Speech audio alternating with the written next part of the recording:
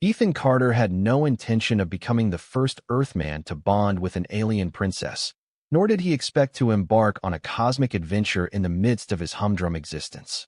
In truth, he had resigned himself to a life of drudgery.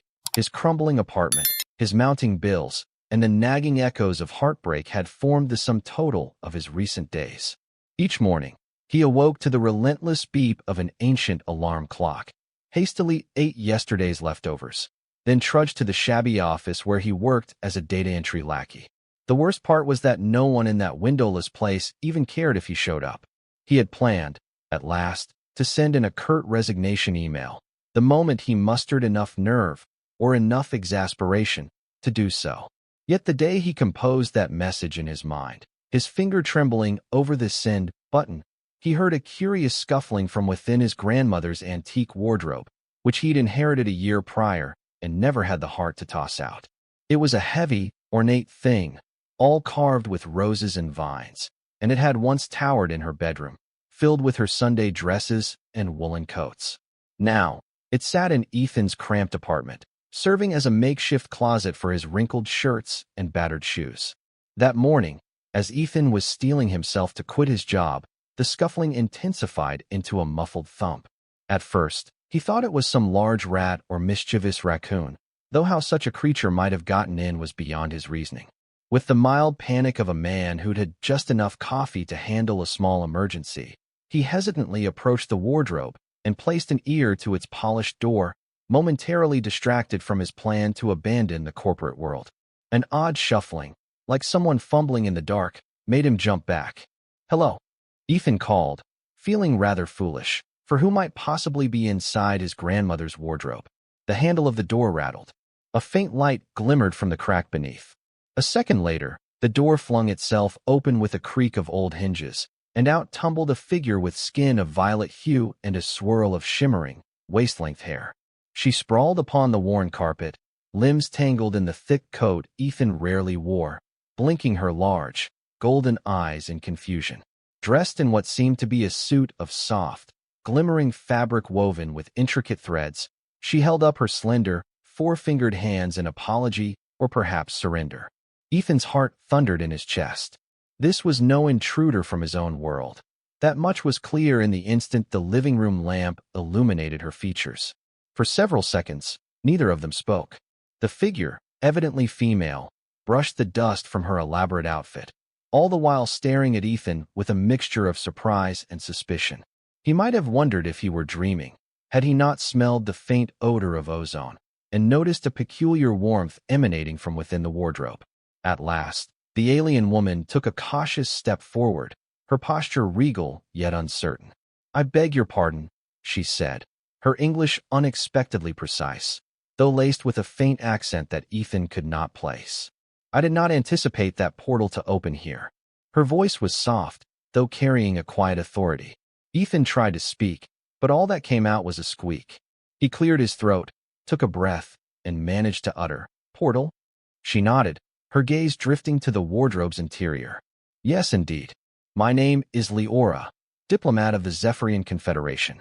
I was here," she trailed off, pursing her lips in visible distress. "I was attempting to flee certain persecutors. It appears that I have arrived in your closet by some cosmic misalignment. Forgive me." Ethan's mind whirled. He rubbed his eyes once, twice, expecting the violet-skinned vision to vanish. She did not. "You're an alien," he finally said, as though stating the obvious might grant him some clarity. A soft smile touched Liora's features. "Yes, that is one word for it," she replied, touching the luminescent collar around her neck, "though we prefer off-worlder in polite conversation. I apologize for this intrusion, truly. But, in keeping with my people's tradition, I must also inform you."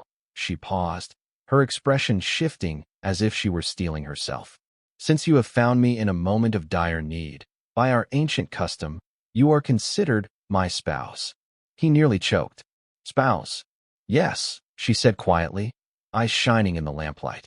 "By the strict laws of my confederation, I am bound to anyone who offers me refuge in a time of grave danger. It is an archaic tradition, I confess, one seldom enacted in modern days. But I am left with little choice. The laws remain in effect, and I fear I have invoked them by stumbling out of your portal." Ethan reached for the back of the sofa to steady himself, certain he was in the midst of a delirious dream or a bizarre hoax. He tried to breathe evenly. I'm just Ethan," he said, feeling the inadequacy of his introduction. "I'm a data entry guy. I'm no hero, no one important." He let out a shaky laugh. "I can't be married to an alien princess."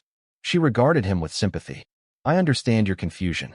I do not wish to impose on you, but I am being hunted. My presence here will undoubtedly endanger you if discovered. If you wish to annul this union, you may do so, though it requires certain bureaucratic steps with the Zephyrian authorities. And, until it is officially annulled, we are considered bound in the eyes of interstellar law."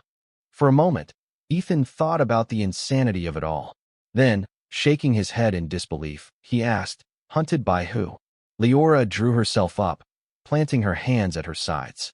"First, I believe we should secure this room. My pursuers may attempt to follow me through that unstable portal. We must close it. Then I shall explain everything." Still numb, Ethan followed her instructions.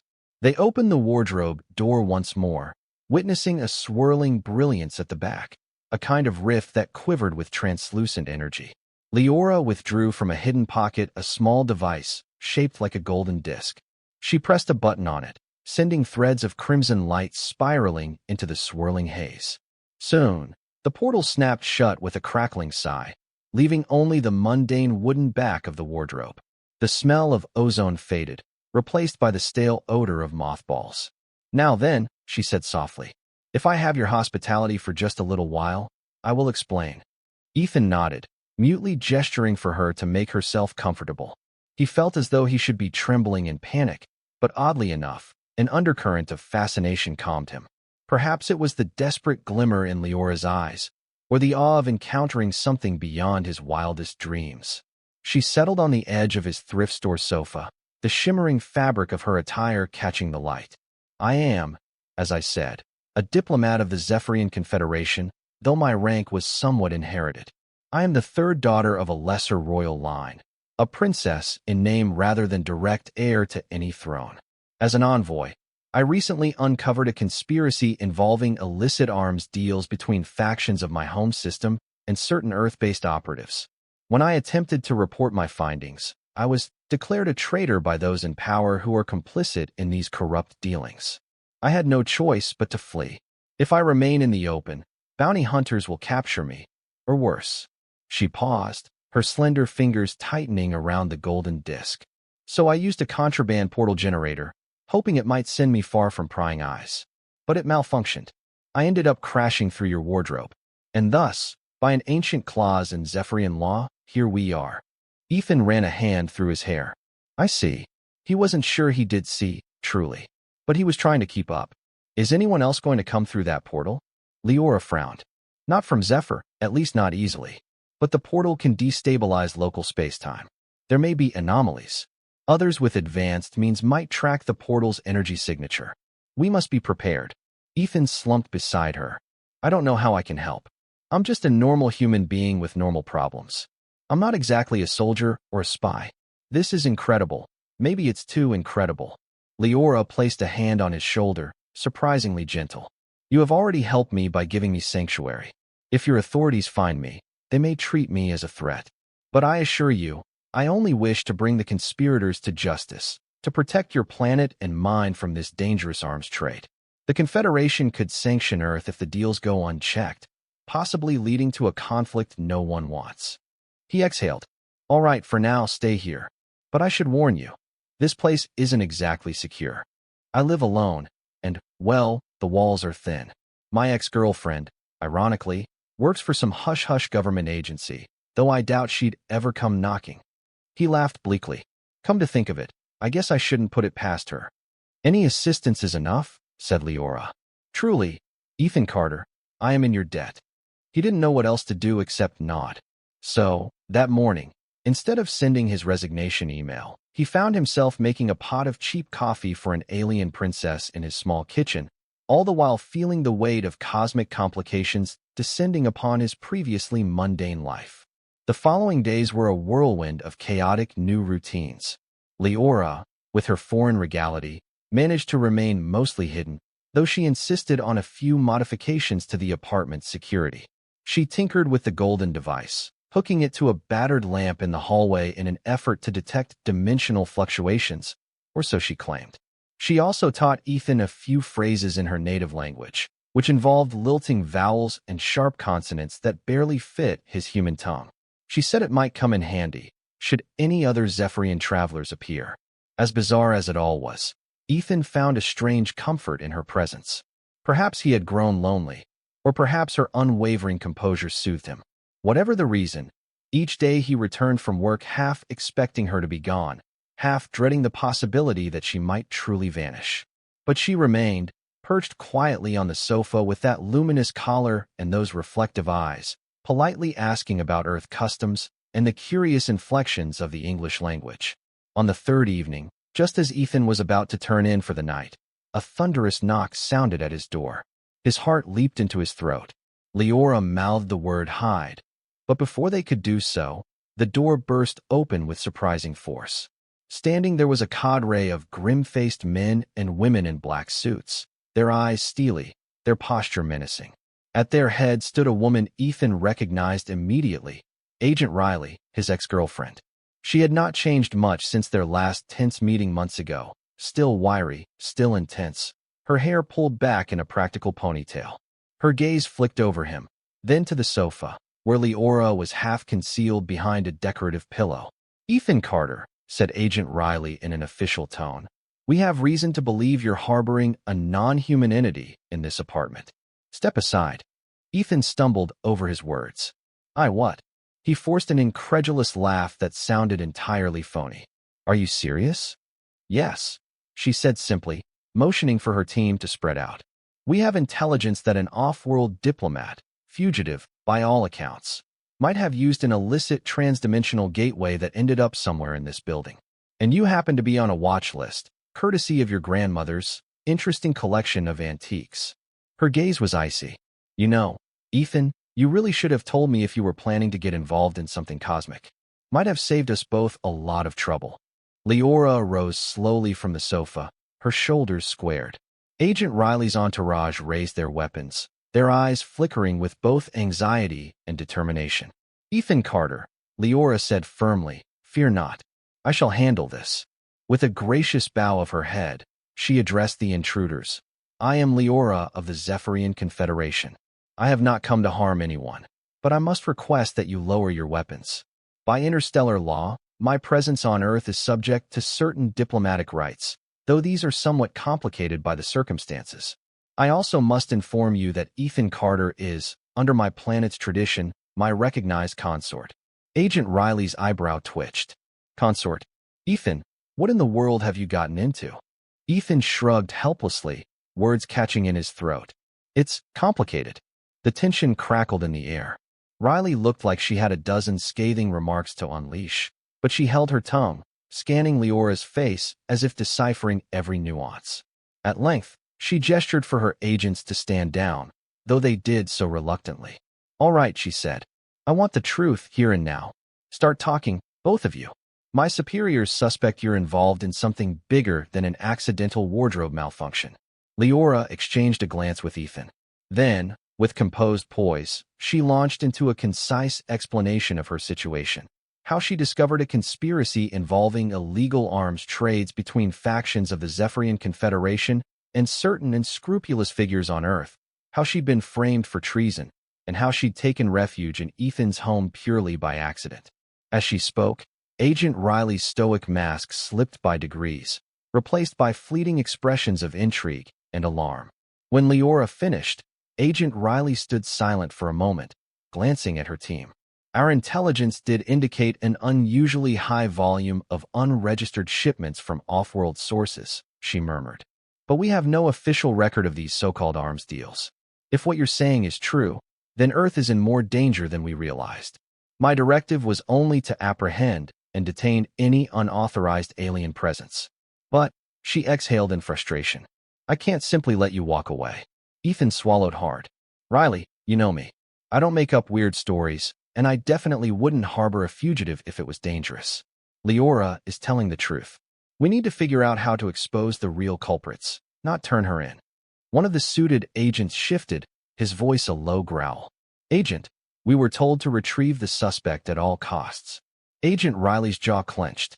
She turned, ignoring the man's protest. All right, Ethan. I'll give you a chance to show me proof. But I'm not authorizing your girlfriend's free pass until I see something concrete. She looked at Liora. We'll be watching you both very closely. Don't try to flee. If you do, we'll hunt you down.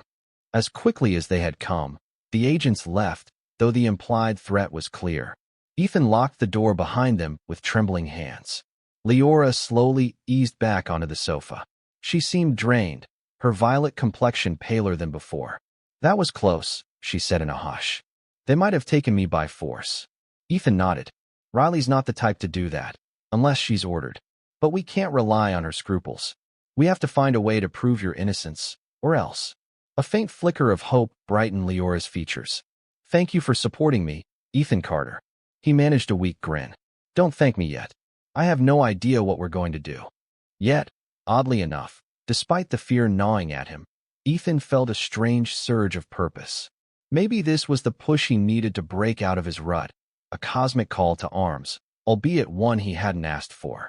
Little did he know, the next wave of chaos was even closer than either of them imagined. 2 mornings after the confrontation with Agent Riley's team, Ethan awoke to an eerie hum in the living room. Initially, he thought it was a neighbor's vacuum or a car idling outside. But the noise became steadily more pronounced, rattling the windows and vibrating the wardrobe's doors. Liora, who had taken to meditating on the living room floor, rose abruptly. Something is trying to reopen the portal, she said, her voice tight. Stand back. They watched as faint energy ribbons seeped from the edges of the antique wardrobe. A series of flickers lit the interior, bright enough to chase away the morning gloom. Then, with a jarring pop, the portal materialized again, though it looked different this time, swirling with an agitated vortex of pink and yellow light. Ethan half expected more men in black to leap out. Instead, a towering figure stumbled through the rift, clad in armor that clanged with each lurching movement. The newcomer, nearly 7 feet tall and broad as a refrigerator, crashed to the floor, exuding the heavy stench of alien liquor. It, or he, muttered in a deep voice, "By the moons of Zaragoth, watch where you place these confounded gates." With a groan, the giant figure pushed himself upright. He had teal-colored skin, ridges along his jawline, and an embroidered sash that looked quite expensive. His eyes were bloodshot, or so Ethan presumed from the maroon tinge swirling around the pupils. He glared at Ethan and Liora, belched, then gave a grandiose bow that nearly toppled him over. "Greetings," he declared, slurring slightly. "I am the Baron of the Cradle Outpost, a connoisseur of fine beverages and seeker of pleasurable company. My apologies if I arrived unannounced. My own portal generator must have locked onto yours in some improbable cosmic slipstream." Liora, for her part, looked horrified. "Baron Halder of Cradle, are you aware that crossing into Earth's domain without authorization is highly illegal? You could provoke a major diplomatic incident, especially given your status." He let out a hearty laugh. "Oh, I've no concern for such trifles, Princess Liora. I have heard rumors of your predicament, and I wish to volunteer my assistance for the right price, of course. But first, some refreshments." The Baron promptly pulled a glittering flask from his sash and took a swig, nearly draining the container in one gulp. Ethan gawked. Liora pressed a hand to her temple. Before either of them could respond, the portal spat out another entity, this one lithe and quick, clad in dark, scaly armor. The new arrival rolled across the floor, swiftly rising to a crouch with a crossbow-like weapon aimed at the Baron. "Stop right there, you overstuffed aristocrat," hissed the newcomer, who seemed reptilian, with a crest of spines down his elongated neck. "Liora of the Zephyrian Confederation, by order of the Bounty Hunter Guild, you are to be taken into custody. Surrender peacefully, and perhaps I won't take your friend's head as collateral." Everything happened in a blur. The Baron, swaying but surprisingly fast, lunged at the reptilian hunter. Liora, brandishing the golden device she used to seal the portal before, tried to shut the swirling rift. Ethan, heart hammering, realized he could no longer stand idle. Despite his lack of training, He flung the nearest object, a plastic laundry hamper, at the reptilian being. It collided with a dull thud, distracting the bounty hunter long enough for the Baron to land a swiping blow, knocking the weapon from his hand. In the confusion, the swirling portal shimmered again, spitting out an entire crate labeled with alien script, which promptly toppled onto the bounty hunter's tail. The reptilian screeched, pinned by the heavy box. The Baron let out a drunken war whoop, raising his fists in triumph. Liora pressed the device's button. The swirl of energy vanished with a crackling sound, sealing the rift. Her breath caught in her throat as she surveyed the chaos. The Baron standing tall, weaving slightly, the bounty hunter pinned and hissing curses, and Ethan, brandishing a hamper as though it were a lethal weapon. Ethan dropped the hamper. This can't be real. The Baron guffawed, dragging the pinned bounty hunter fully into the living room. You see, Liora, I have dispatched your foe. Now, perhaps, you can repay me with, let's say, a few casks of your planet's best spirits? Or better yet, a direct route to your father's vault. I hear rumors that the royal treasury is quite bountiful. Liora frowned, crossing her arms. Baron, I am grateful for the intervention, though it was hardly subtle. But I will not bribe you, if that's what you're insinuating. The Baron shrugged massively. Your refusal pains me, but I'll make do. After all, I didn't come here solely for personal gain. I rather enjoy stirring up a bit of trouble, especially if it means thwarting the small-minded criminals who wish to corner the arms trade. Now, help me deal with this serpentine fellow before the authorities arrive. Together, they bound the furious bounty hunter with some improvised rope that Ethan found in a closet. The reptilian spat curses in half a dozen languages, promising vengeance and retribution. Liora sighed, rubbing her temples. We can't simply keep him here, she lamented. He'll escape eventually, or attract more hunters. Yet turning him over to Earth authorities will complicate matters. Ethan cleared his throat. If we can get Agent Riley to question him, maybe she'll see that there really is a bigger conspiracy. He might cough up something in exchange for leniency. Liora nodded thoughtfully. Yes, that could work. It's risky, but we need leverage. This bounty hunter might know names or routes. He wouldn't have come alone. She glanced at the Baron. I can't believe I'm saying this. But, will you lend your assistance in delivering him to the human authorities? Peacefully, the Baron snorted. I usually despise dealing with smaller species bureaucrats, but in this instance, I'll make an exception. Perhaps your dear Earth officials will have something interesting to say to me. Ethan wasn't sure if trusting the Baron was wise. But at the moment, beggars couldn't be choosers. With a resigned sigh, he stepped over the crumpled, half-broken crate, mindful of the alien symbols etched on its side. And what about that crate? It looks important. Liora bent to read the inscription. It's from a known interstellar courier service. The label indicates something about a battle mech, one standard Z-Armor Titan unit, pending final payment. Good heavens, I suspect it's a lethal war machine.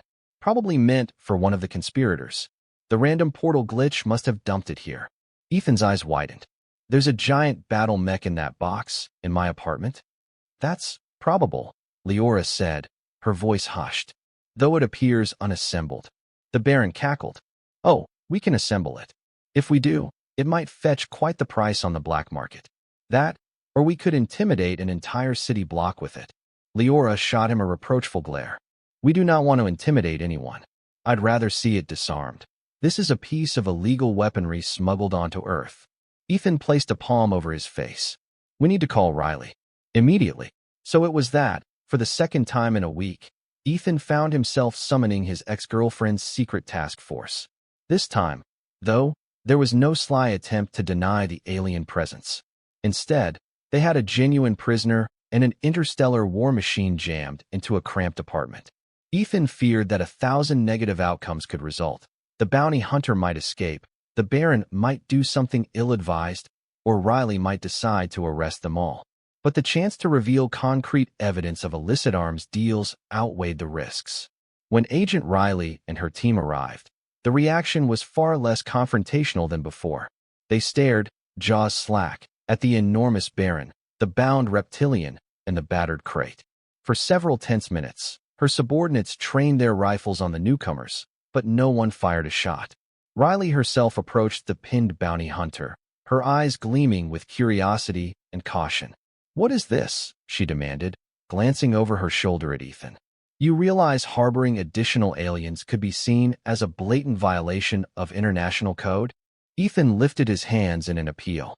He came through the portal, uninvited, and tried to capture Liora. The Baron here, he gestured at the grinning Colossus, helped neutralize him. And, well, we discovered that creates a disassembled war machine. More proof of illegal off-world arms deals. She took a moment to process this new reality. Her lips were pressed so tightly together that Ethan worried she might lash out. Instead, she crouched by the bounty hunter, who growled menacingly. "Talk," she commanded, "or I promise you that Earth's maximum security facilities won't be hospitable to your kind." The reptilian let out a wet hiss, flexing his claws in futility. "I owe you nothing, but perhaps we can make a trade. The arms trade network is vast. I only sought a bounty on the Zephyrian princess, but if you can guarantee me release, I might confirm a few rumors about shipments. It's my policy to remain loyal to the guild, not to any specific client." At that, Agent Riley turned to Liora. "We can keep him in custody at a secure facility. You'll get a chance to interrogate him as well. But I want more from you, Liora. I want your personal vow that, if you have any more evidence of this conspiracy, you'll share it. No more holding back." Liora considered carefully. "I will. On one condition, Ethan Carter remains under diplomatic protection. If the conspirators realize I'm on Earth, they'll target him as well." Riley's gaze shifted to Ethan, an unreadable expression passing over her features. "Fine. On a provisional basis, we'll treat him as essential personnel. But you'd better both cooperate fully." The Baron clapped his hands together loudly, startling everyone. "Splendid. Now that we have that settled, who's up for a celebratory toast?" Over the next week, Agent Riley's shadowy organization whisked the crate away to a classified location, presumably to analyze and disarm the war machine. The Baron was temporarily contained in a secure annex, though he frequently demanded luxurious accommodations and threatened to leave if not provided suitable amenities. The reptilian bounty hunter was handed over to Earth's top off-world experts for questioning, though results were slow to materialize. Ethan's apartment turned into a bizarre hub of administrative red tape. Liora frequently convened with visiting Earth officials, updating them on what she knew of the conspiracy. Most of her details pertained to shipping routes, the identity of certain unscrupulous Zephyrian nobles, and the rumored involvement of a human arms tycoon who had been quietly funneling advanced weaponry onto the black market. Each day, a new government representative arrived, some in suits, some in military garb, all with expressions of mingled fear and awe at meeting an alien princess in a dingy living room. At times, Ethan could only stand aside, offering coffee while men and women in official positions asked Liora questions that were far beyond his understanding. Agent Riley, to her credit, was the calm eye in the storm. Despite their tumultuous history, she treated Ethan with a measure of grudging respect, acknowledging that he might be the key to keeping Liora on Earth's side. Tensions remained, though. Late one evening, after a long day of questioning, Riley lingered in the apartment while her subordinates filed out. She folded her arms, leaning against the kitchen counter. "Ethan, how do you really feel about all this? You suddenly have a fugitive alien princess in your life, and you're, what, married to her by some weird alien custom? Does that matter to you?" He swallowed, unsure how honest he wanted to be. "It's surreal. Half the time, I can't believe it's happening. But Liora, she's actually wonderful. She's not just some cosmic tourist who landed in my lap. She's got real convictions, real kindness, despite everything she's been through." He paused, studying Riley's face. "I'm sorry if that's weird for you." Riley's jaw tightened, but she only sighed. "Our breakup was messy, I admit, but I'm not here to sabotage your life. I'm worried about the bigger picture. If Liora's telling the truth, and so far, the evidence supports her claims, then we have a serious threat on our hands. We may end up at war with these conspirators. Earth isn't prepared for that." Ethan nodded gravely. "I just hope we can stop it before things get worse." A soft chime from Liora's security device interrupted them. She peeked out from the living room, wearing a slightly perplexed expression. "Pardon me, but the dimensional alarm is detecting minor fluctuations again. It might be nothing, or it might be more uninvited visitors." Riley groaned. Never a dull moment. Indeed, the next wave of complications arrived in the form of a short, bespectacled alien who introduced himself as a traveling salesman. He carted a large binder of catalogs, claiming to have an invoice for a fully operational Z-Armor Titan unit. Ethan nearly fell over.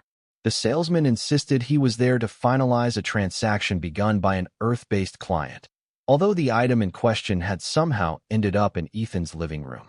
He threatened to sue for breach of contract if not compensated appropriately. In the midst of the salesman's endless chatter about quarterly returns and export tariffs, Liora nearly lost her composure. "This is madness. You're dealing in illegal arms, yet you approach us as though we're obligated to finalize your deal." The salesman shrugged, adjusting his round, reflective goggles. "Business is business, Princess. The Tyresian Commerce Code states that once a down payment is received, the buyer is liable for the remainder. I'm merely enforcing contractual law." Riley's patience snapped. She marched forward, brandishing her federal badge. "This is Earth territory. Your contract isn't recognized here, especially if it violates multiple interstellar treaties. Now, pack up your nonsense and leave, before I have you detained for attempting to import weapons without authorization." The salesman squawked in dismay. "I'll be filing a complaint with the Interplanetary Trade Commission. Mark my words." Before the frantic little fellow could be arrested, he activated a personal teleport device, vanishing in a flash of neon light. Ethan, Liora, and Riley stared at the empty space where he had been standing. Then, with a collective exhale, they tried to recenter themselves. At that point, Agent Riley declared that they needed a more secure location. Leaving Ethan's apartment as the hub of alien arrivals was too dangerous. She arranged, through her superiors, for a safe house, a quiet estate on the outskirts of the city, patrolled discreetly by heavily armed guards. Ethan found the move bittersweet.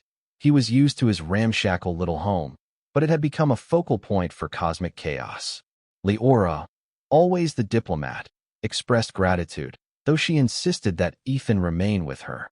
"If you leave me now," she said quietly, "I might lose what little protection we have. Our bond is recognized by my people, even if Earth doesn't fully acknowledge it. That bond might be enough to prevent certain factions from harming you to get to me." Ethan hesitated for all of half a second before he agreed. The notion of leaving her, leaving this entire bizarre saga, no longer seemed feasible.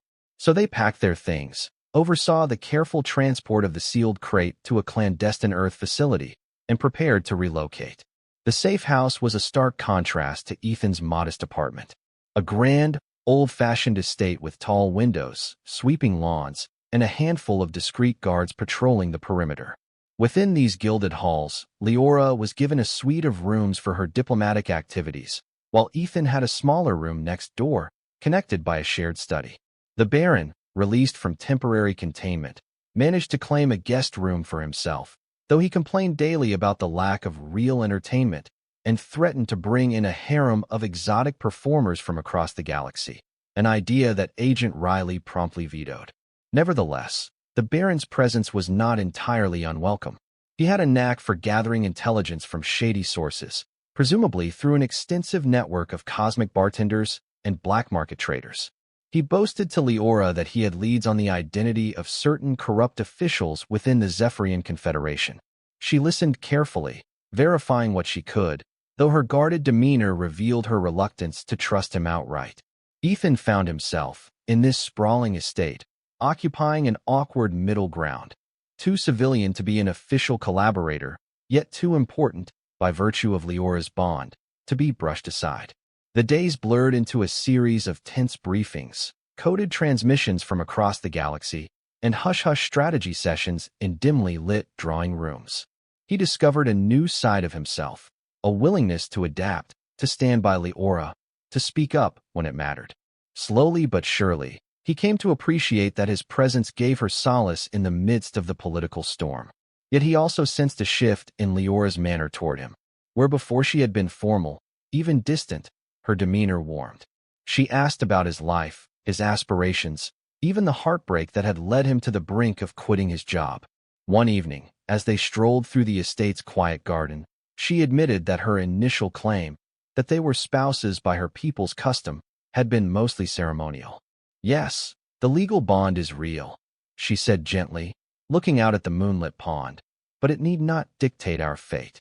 If you wish for US to remain only allies, we can petition the Zephyrian Council to dissolve the Union once I am safe. I have no wish to bind you against your will. Ethan studied her elegant profile, the gentle curve of her violet cheek, the faint glow in her golden eyes. I know, but I don't feel forced, not anymore. Honestly, Liora, the more time I spend with you, the more I want to help you, and not just out of obligation. Maybe we can see where this leads. A soft smile graced her lips. Thank you, Ethan. I confess that she paused, as though searching for the right words. I find your compassion and resilience extraordinary. Most humans, thrust into such peril, would have collapsed under the strain. He laughed softly. I've had my fair share of panic. But, hey, maybe I'm braver than I thought. They walked on in companionable silence, the moonlight painting silver traces on the grass. It struck Ethan that, despite the danger, these stolen moments of quiet closeness were worth the chaos that had brought them here. While Liora and Ethan's relationship deepened, the investigation gained traction. The bounty hunter in custody had begun to talk, dropping hints that a major arms deal was soon to take place on Earth, orchestrated by a shadowy consortium of human and off-world conspirators. This, he claimed, was the true impetus for capturing or silencing Liora. She was the only envoy with enough evidence to blow their operation apart. Agent Riley, faced with the magnitude of this threat, worked tirelessly with her superiors, trying to unravel the conspiracy's final step. Bit by bit, the puzzle came together, a scheduled meeting between corrupt Zephyrian nobles and an infamous Earth arms dealer, rumored to be traveling under a false identity. The location was uncertain, but fragments of intelligence indicated it would be somewhere near a defunct industrial site outside the city, perfect for covert transactions and hidden landings of alien vessels. Late one night, as Ethan dozed in the safe house library, Liora entered, her face drawn. We have a lead, she said quietly, settling in a chair across from him. I believe the exchange will happen tomorrow night at an abandoned steel mill. The reptilian bounty hunter's confessions, coupled with the Baron's intelligence, point to that location. We must act quickly. Ethan sat up. So the plan is what? Confront them, gather proof, and hopefully shut it down? That's dangerous. She nodded, solemn. Danger is inevitable. But if we do not move now, the conspirators may slip away. They could deliver advanced weaponry to malevolent factions on Earth, leading to catastrophic conflict. A flicker of doubt crossed Ethan's mind. So you're going in with Agent Riley and her men? Yes, she said, and I must go personally. My presence is crucial to identifying the Zephyrian nobles involved. If we can catch them in the act, we can topple the conspiracy, prove my innocence, and safeguard Earth from condemnation by the Confederation. He reached across the table, taking her hand.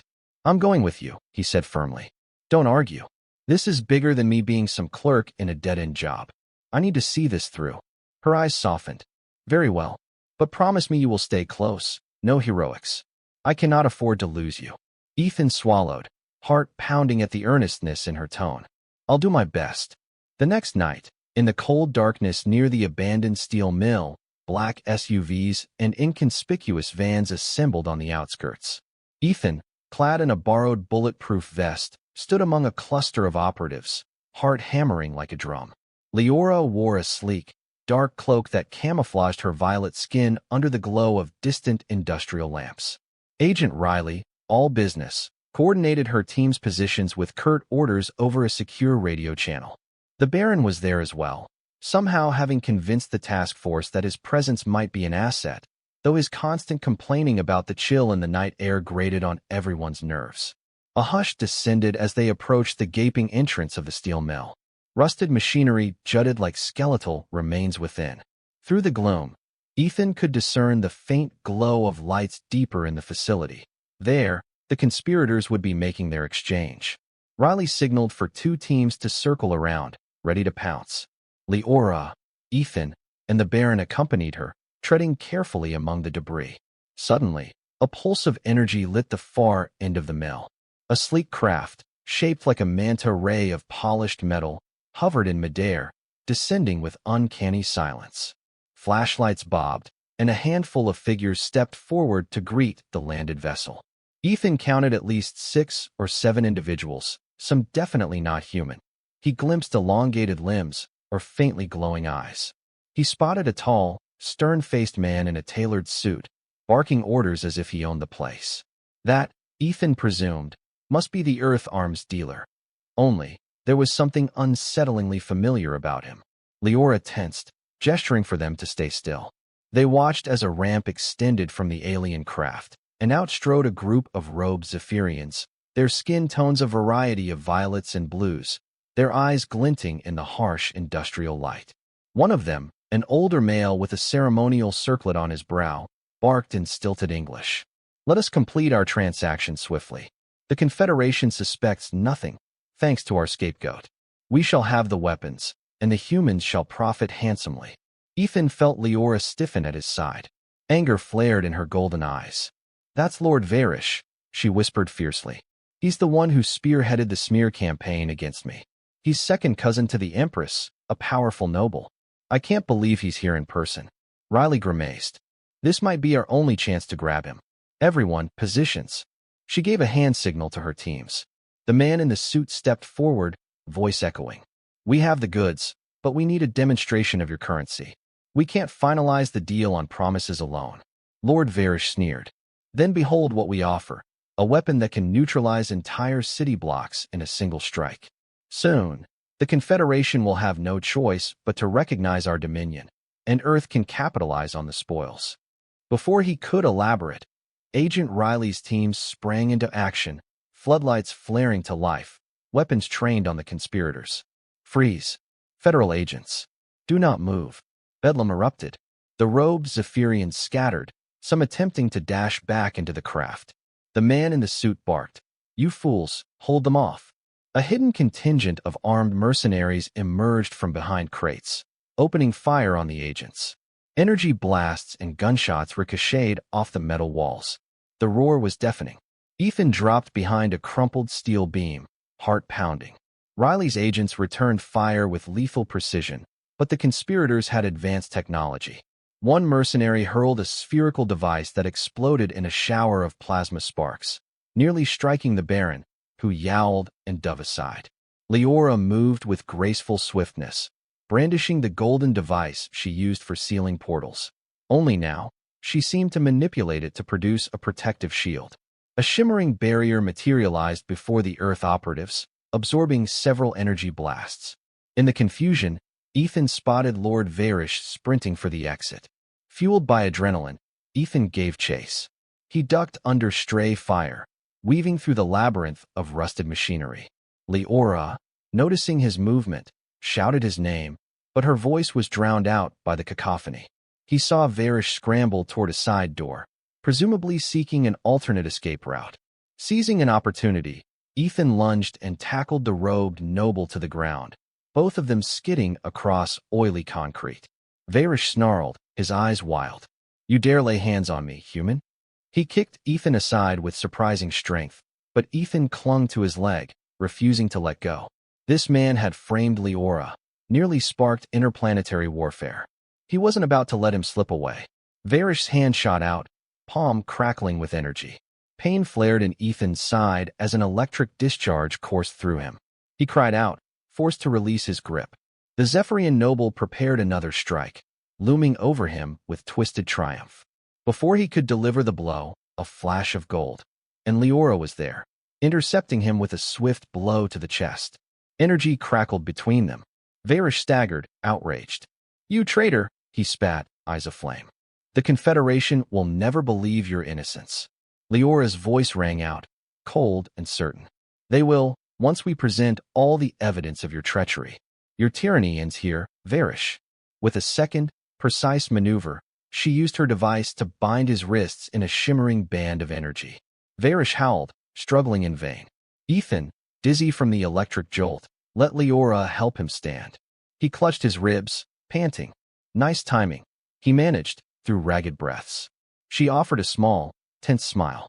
"I couldn't let my consort face him alone." Meanwhile, the main firefight died down. Riley's teams, bolstered by the Baron's rowdy assistants, had subdued the mercenaries and the other robed Zephyrians. The arms dealer in the suit was captured while attempting to slip away through a drainage tunnel. Outside, the alien craft remained grounded, as one of the agents had disabled it with a well-placed sniper shot to its engine module. The conspirators were under arrest. Evidence of their illegal arms transactions, carefully logged and concealed within the vessel, was seized. Liora stared down at Varish with grim satisfaction, a sense of finality settling over the scene. In the aftermath of the raid, Earth's secret task force took custody of the conspirators, preparing to turn over the Zephyrians to official Confederation channels. Liora's name was exonerated, her claims of a corrupt scheme validated by the seized data and testimonies from captured associates. A wave of relief washed over her, though it was tinged with sadness at the betrayal within her own noble class. Agent Riley oversaw the operation's conclusion with a triumphant glint in her eye. She thanked Liora for her cooperation and, in an uncharacteristic moment of sincerity, gave Ethan a firm handshake. "Well done, Carter. You might have found your true calling." He smiled shakily. "I think one cosmic escapade is enough for a lifetime." The Baron, for his part, demanded to be recognized for his valiant contributions. "I expect a grand reward, or at least a formal letter of gratitude from the Earth government," he proclaimed, which drew a few exasperated sighs. Still, no one could deny that his brawny interference had helped turn the tide of the firefight. For the first time since the fiasco began, Ethan and Liora found themselves able to stand side by side without immediate danger looming. They gazed out across the ruined mill, where dawn light filtered through broken windows, illuminating the swirling dust in golden rays.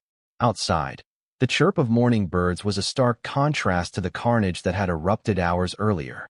"So," Ethan said softly, leaning on a twisted metal support, "what happens now? Will you stay on Earth? Go back home." Liora closed her eyes, letting the morning breeze sweep her hair back.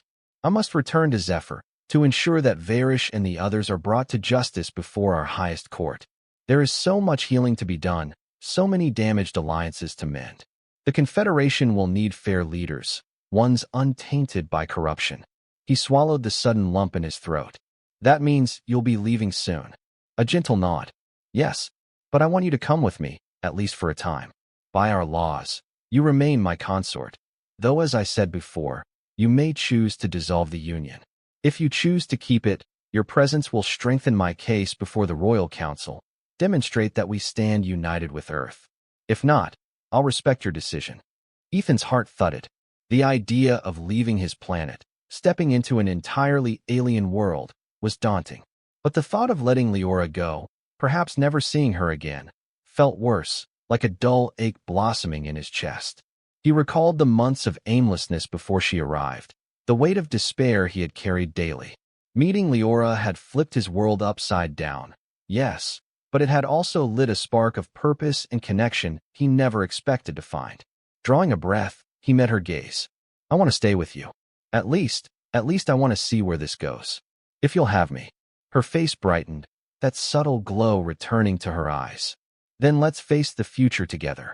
1 month later, the galaxy's attention turned to the High Court of the Zephyrian Confederation.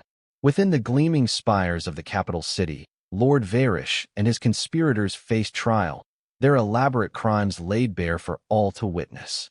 Liora's testimony, supported by evidence gleaned from Earth, sealed their fate. They were stripped of titles, subjected to the Confederation's most severe punishments, and made to atone for the chaos they had nearly unleashed. In the wake of their downfall, a renewed spirit of cooperation blossomed between Earth and Zephyr. Delegations from both worlds convened, forging updated treaties that prohibited illicit arms dealing and established safer channels of cultural exchange. Agent Riley, representing Earth's clandestine alien task force, found herself with more diplomatic responsibilities than she ever imagined. And though she complained about the paperwork, she grudgingly admitted that building alliances was preferable to fighting wars. Through it all, Ethan stood by Liora's side. The Confederation's laws recognized him as her bonded partner, a status he gradually embraced. At first, he was merely content to stay with her in her grand apartments, marveling at the alien architecture, the floating gardens, and the melodic hum of Zephyrian music. He discovered new flavors, new colors, new ways of looking at the universe. Each day brought a fresh wonder, and each night, Leora's gentle presence reminded him that even the strangest roads could lead to a place that felt like home. Still, humans were rare in Zephyr, and not everyone welcomed him with open arms. Some scoffed, seeing him as an unremarkable outsider unworthy of their princess. But over time, as Ethan conversed with scientists, scholars, and common folk, many grew intrigued by this mild-mannered human who had played a vital role in bringing a powerful noble's corruption to light. Slowly, acceptance replaced suspicion. Then, one morning, Liora ushered Ethan to a quiet pavilion overlooking the city's shimmering waterfalls. A hush of expectancy filled the air. She knelt before him, eyes shining. "Ethan Carter of Earth, will you formalize our union in the Zephyrian tradition? Not from necessity, not from convenience, but from the bond we've nurtured." He blinked back a surge of emotion. "Yes," he whispered, smiling through the tears that threatened. "Of course.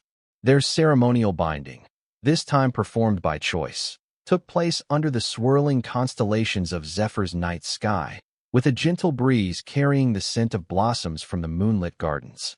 Diplomats, friends, and even the boisterous Baron turned out to witness. For the Baron's part, he brought a small cask of the finest brew in 3 galaxies, which he guzzled with unrestrained glee once the vows were exchanged. Agent Riley sent a message from Earth, offering a terse but genuine congratulations. "Never thought I'd see the day, but good for you," she'd written. Ethan laughed at her blunt manner, reflecting on how much had changed for them both. No longer was he the weary data entry drone, chained to an unsatisfying life. He had ventured light years away, found love in the unlikeliest place, and helped avert a galaxy-wide disaster. When the Confederation recognized them officially, the news rippled through both worlds. Talk of Earth's first human-alien couple appeared in secret diplomatic circles and leaked into a few tabloid rumors, though the broader public remained largely unaware of the cosmic drama that had unfolded. Still, it was only a matter of time before official statements hinted at newly formed interplanetary alliances, and speculation soared. For better or worse, Ethan Carter's quiet life was over, but he wouldn't have traded it for anything. When Liora suggested they take a short holiday in the Andromeda sector, a honeymoon, by Earth standards, he leaped at the idea. After months of tension, conspiracies, and near-death encounters, they yearned for a moment of peace. The Confederation provided a modest diplomatic cruiser, outfitted for comfortable travel, as a gesture of goodwill. Thus, they set out into the starlit expanse, leaving behind the chaotic swirl of politics and returning conspirators. The journey to Andromeda's paradisal stations was lengthy, but they relished every day of it. Liora taught Ethan about ancient Zephyrian legends, stories of star-crossed lovers who shaped the constellations. He recounted Earth folklore of knights and dragons, which enthralled her in turn. In the hushed corners of the cruiser, they shared laughter, quiet embraces, and the exhilaration of forging an entirely new chapter of existence. Along the way, they encountered bizarre cosmic phenomena, glowing nebulae that shimmered like opals in the dark, asteroid fields swirling with the remnants of ancient star systems, and remote outposts teeming with life forms from dozens of worlds. Occasionally, someone would recognize Liora or gossip about the human consort, but these curious glances never felt hostile. If anything, they were tinged with wonder, as though people were slowly learning that true partnership could transcend species and tradition. Upon reaching the Andromeda Resort Station, they discovered that the entire complex was built atop floating platforms anchored in the upper atmosphere of a brilliant turquoise gas giant. Sparkling spires rose in graceful arcs, and the station's climate was controlled to provide perpetual balmy breezes. For the first time in what felt like ages, Ethan and Liora let themselves relax. No conspiracies, no bounty hunters, no cosmic agendas. Just two souls, bound by chance and choice, savoring each other's company in a place of fantastical beauty. One day, they lounged on a terrace overlooking the swirling planet below, sipping delicately flavored beverages served by a cheerful robotic attendant. A passing flight of luminous creatures soared through the skies, their iridescent wings casting prismatic trails. Ethan couldn't help but marvel at the spectacle. He turned to Liora, his heart bursting with gratitude. "Thank you," he said quietly, "for choosing my closet to appear in, for turning my life upside down and making me see possibilities I never knew existed."